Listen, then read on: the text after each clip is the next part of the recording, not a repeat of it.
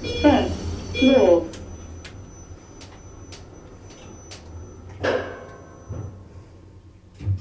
Doors open.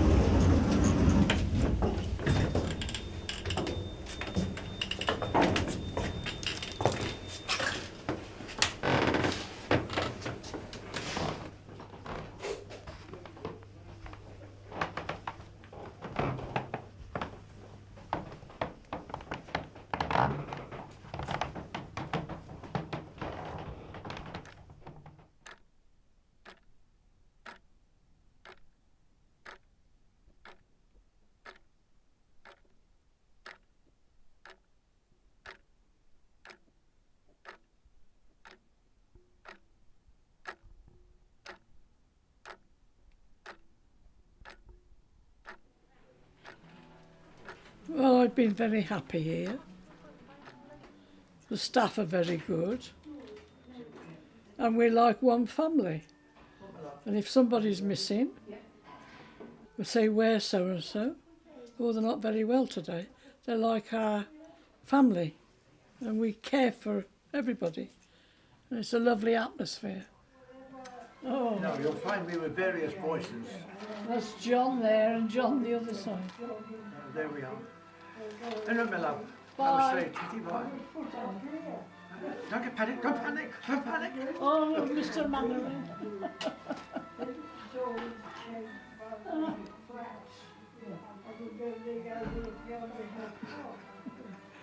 I never get bored because there's so much going on. We'll exercise on a Monday and the fire bell going off. And Wednesdays is crossword. And Thursday morning I do my painting. I have a tutor come in to show me how to paint and mix the colours up, and I enjoy doing that. Love doing that.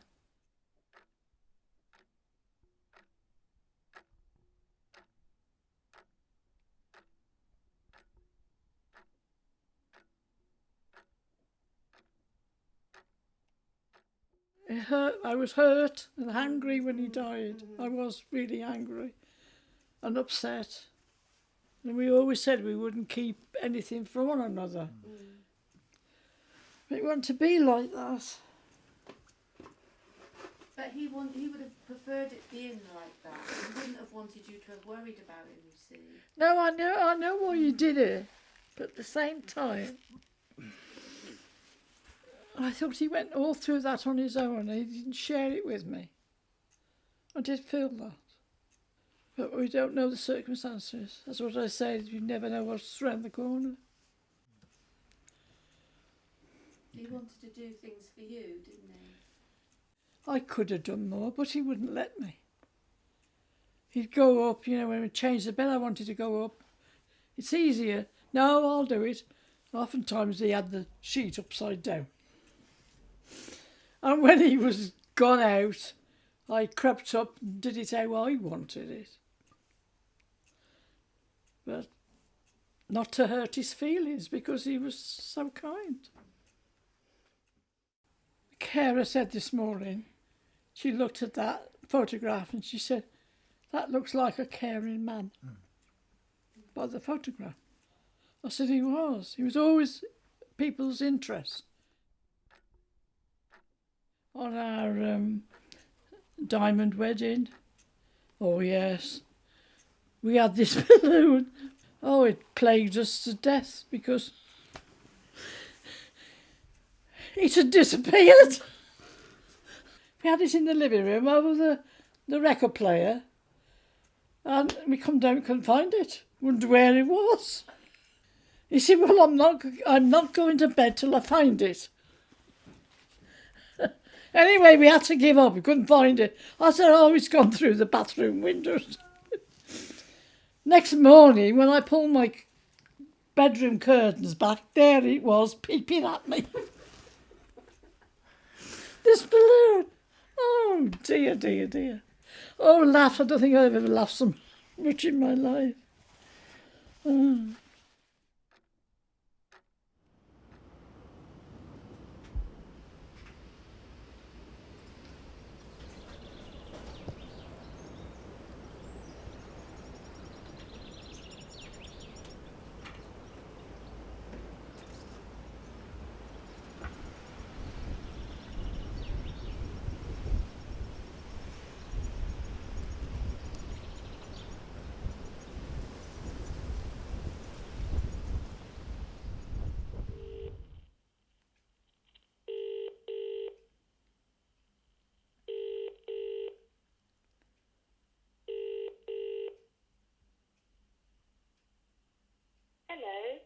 available now. Please leave your name and phone number after the beep. We will return your call. Hi Ray, it's Mum. Just wondered if you'd heard from Claire today.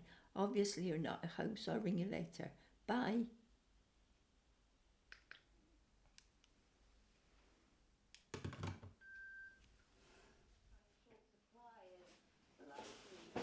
I'm 80 years old. I live on my own in a little semi-detached house. My husband Brian died 19 years ago, so since then I've been on my own, which has been quite sad really, because these should be the golden years when we share our time together, but unfortunately he had a heart attack and died quite suddenly. So since then I've lived on my own. About a month or two after Brian died, I met up with a colleague that I used to work with years ago, and her husband had died about 2 months before Brian. And her name's Dorothy, and she was married to Stan. We became firm friends, sharing each other's holidays, and I was with her when she had problems, and she was there with me. Unfortunately, in July this year, she passed away.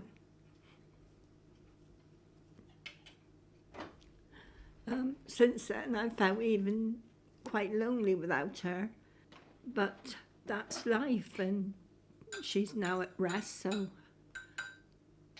I've lost another good friend.